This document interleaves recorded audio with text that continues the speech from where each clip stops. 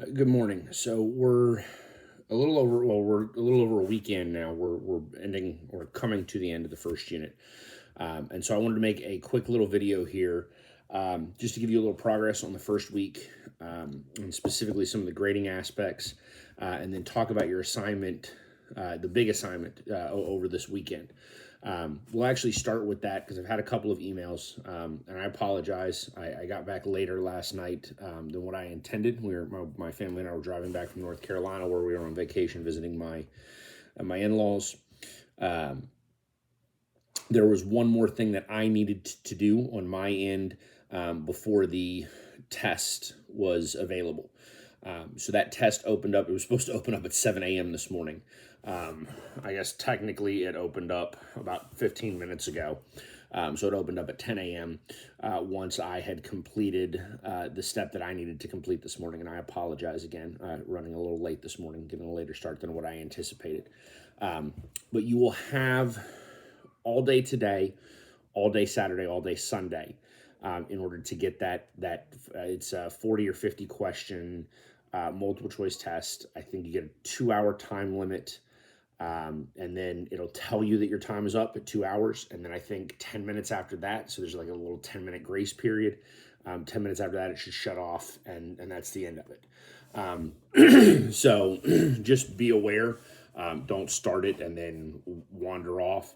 But when I've looked at my data over the years and seen how long it takes students to actually take the test, most of them complete it in a roughly 45-minute long period.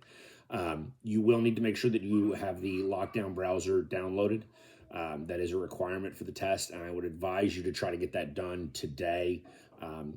That way, if you have problems downloading the Lockdown browser and accessing that, you'll be able to sort of troubleshoot that over the weekend, as opposed to waiting until 9 o'clock on a Sunday night, when I may or may not get back to you in email via email, and I don't know if or when the Lone Star College help desk. I don't know if they have hours or if it's 24 hours. I'd have to go back and look. I don't remember that off the top of my head, but I would suggest you get that done. At least getting the Lockdown browser done. I'm pretty sure you can download the Lockdown browser, open the exam to ensure that it'll work without actually starting it. So you should be able to do that. So hopefully that covers that. If you have questions, email me, and I will be happy to get back to you. The two assignments from last week, and again, those will sort of be repetitive, minus the week that we do the essay, which is next week. That'll be a little repetitive, and you'll have a short response, and then we'll have a discussion board. Hopefully, as some of you have realized, the discussion board is a little less. Well, both of these are a little less formal. We'll get to that in a minute. But the discussion board is meant to generate some sort of discussion, and I've gone in and I'll do it again today. I think I did it by Wednesday or Saturday. Just losing my mind. Friday or Saturday of last week. Just gone in and looked at some of those initial posts specifically, and maybe added some comments or some questions. I will always play devil's advocate, again, as a reminder. It's not my position. I'm not trying to attack you, but I will challenge your positions, and I will bring up counterpoints or alternatives in order to try to further a conversation or a debate. That's sort of the goal of that. As far as the written assignments that come directly to me, a couple of points I want to make about that. First, I call it a short response, and so let me go ahead and preface two things. One, short. Some of your responses were 2 pages long. That's too much. That's way too much. Okay, I'm looking for 300 words. Okay? That's one well-developed paragraph. One. So with that, do not feel the need to answer every question that I have provided. First, those questions were provided because over the years of me teaching this course, I found that students lack the imagination to figure out what they want to talk about when they read one of these things. You don't have to answer one of my questions. If you would prefer, you can write about whatever you want, so long as it's on topic. The questions are meant there as a guide, in order to help you generate your response. Second thing that I would tell you, it's a response. This is actually one of those things where I care immensely about the sort of I feel, I think, I believe, I'm confused by type of questions. This is not formal writing. If you, I mean, if you were to sit in an English class, they would tell you that academic writing should not ever be in the first person. You should be, I think, I feel. I mean, the reality is you know, when it comes to like your dissenting opinion essay that you're going to write, you're going to be like, I believe that this case was decided incorrectly. Well, of course, that's what you believe. That's why you're writing the paper. That's actually redundant. And I'll tell you, if you turn that in, I will mark those words out and be like, you just wasted 2 of your 1,000 words with I believe, right? I believe that Roe versus Wade is decided incorrectly, right? I use that as the example because you can't use that case anyway since it's been overturned, right? Instead of saying, I believe that, because there goes 3 words that you didn't need, Roe versus Wade is decided incorrectly. It's assumed that it's your opinion, your belief, because you're the one writing the paper. These, for the responses, and it's for my students that do this with me face-to-face, they still do these types of assignments. And I tell them all the time, especially because a lot of them are dual credit and they've sat through AP classes and they're like, it's a short answer response. No, it's not. I hate that term. Hate it. Hate it, hate it, hate it. It drives me crazy. There's no answer. There's not an answer. Yes, I provided questions. There's not an answer because an answer provides or operates on the assumption that there's a correct answer. There are no correct answers. None. It'll drive some of you crazy. There's no right answers. If there were right answers, we wouldn't have 2 political parties. We wouldn't have people that disagreed all the time about what are seemingly simple concepts. There's a ton of different ways to do things. There's a dozen different ways to skin a cat. What I want is some sort of response, right? And hopefully better than a, Gorsuch paper was convinced, and therefore I'm is convincing, and therefore I'm convinced. Well, if I had provided you a paper on Stephen Breyer, right, or I could show you a video in which Stephen Breyer is explaining the 6 criteria that he looks at, and he's a living constitutionalist. The 6 criteria he looks at in determining the sort of factors in his rendering a decision. Would you be convinced by him? I mean, his arguments are actually convincing as well. And one of the things that I would hope that you would get from me, from the way I am as a person, but from what I teach and how I want to go about doing this, I would like very much to get you to question everything. Because the reality is even when you look at Gorsuch, and I think he uses, if I remember correctly, I've read the whole book, and so I don't remember if it's in this chapter or not, but he uses Korematsu versus the United States as an example of why a living constitutional theory is not a good theory. And most of us should be like, oh, that must be right, because Korematsu was terribly decided, which it was. Make no mistake, we locked Japanese people up. We put them in what can only be called concentration camps and left them there for the entirety of World War II. Guess who else did that? Guess who else just locked people up and left them somewhere for the entirety of a war?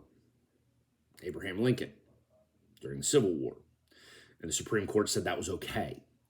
In fact, the Constitution says that it's okay, depending on your interpretation of the Constitution. But there is a concept called habeas corpus, which is basically Latin for produce the body. It means that you cannot be arrested and detained and just held indefinitely. You get your day in court. But the Supreme Court says that in a time of war, excuse me, not the Supreme Court, the Constitution says, in a time of war, you can suspend habeas corpus if it's necessary for sort of the war effort.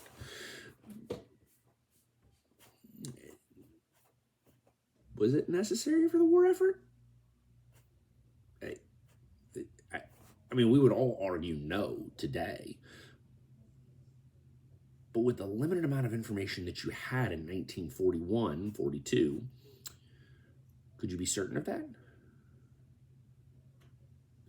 And could you be an originalist and look at the precedent, the history, right, of the Civil War and the suspension of habeas corpus and Abraham Lincoln's behaviors during that time, the Supreme Court's decision that that was an acceptable behavior, and then apply the same concepts to World War II? I think you could.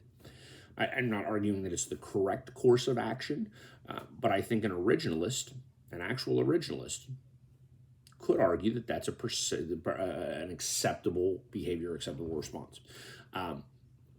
So don't just think because I provide you with something that, oh, this is indefutable and this must clearly be the correct answer. This is actually one of the few short responses or things that I'm going to provide for you. Well, no, I take that back. It's going to differ.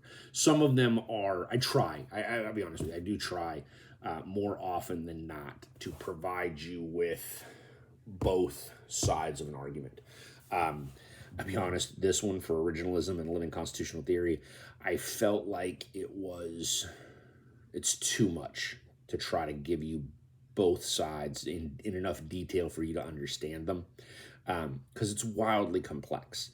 And again, I'll use Stephen Breyer as the example, who is our most recently retired Supreme Court justice. He retired a year ago. Breyer, there's actually a talk he did. I don't know what the right term would be. It was him and a professor and another Supreme Court justice talking about a wide variety of issues. And he made the comment in this lecture that what the professor really wanted to know is why he and Scalia, who was a deceased former member of the Supreme Court, why they were on different sides of so many cases. And in his statement, he said that one, a lot of the cases that come to the Supreme Court are actually unanimously decided, which is an accurate statement. The 5-4s are not as frequent as I think people would have us believe, especially not when we look at the way things are reported and the polarization that we have in America today. So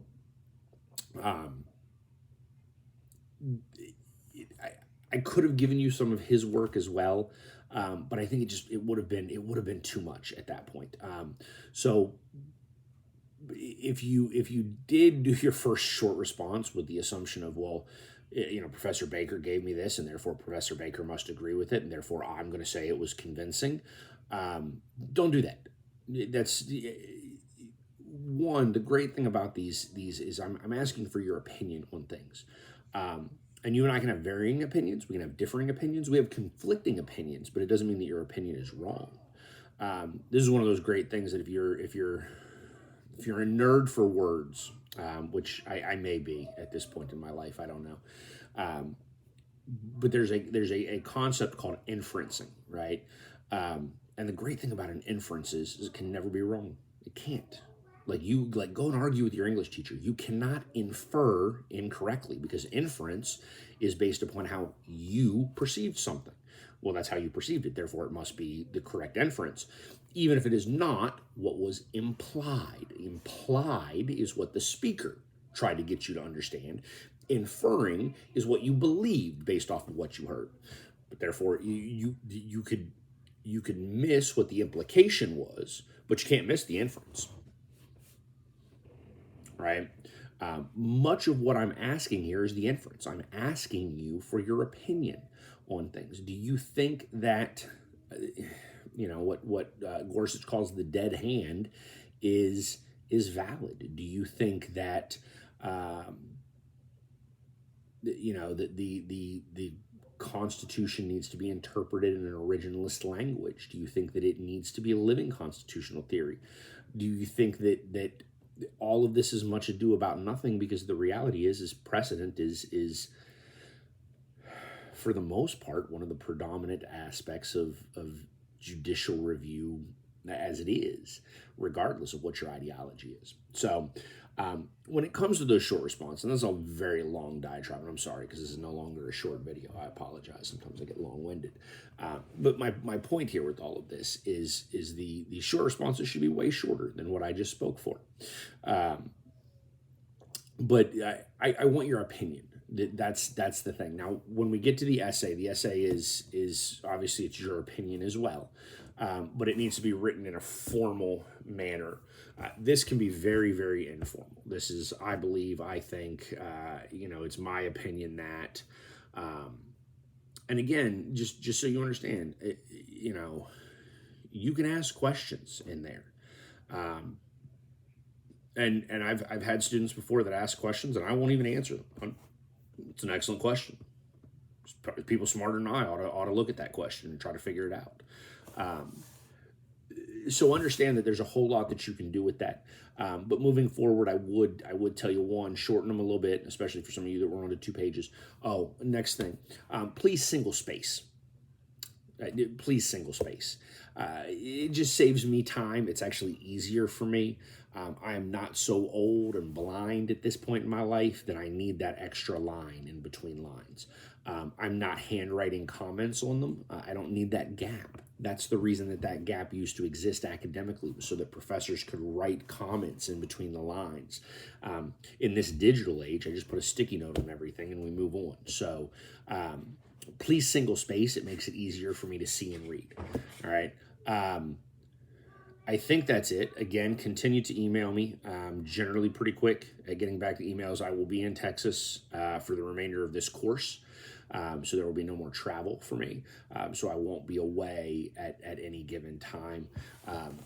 So good luck on the test this weekend.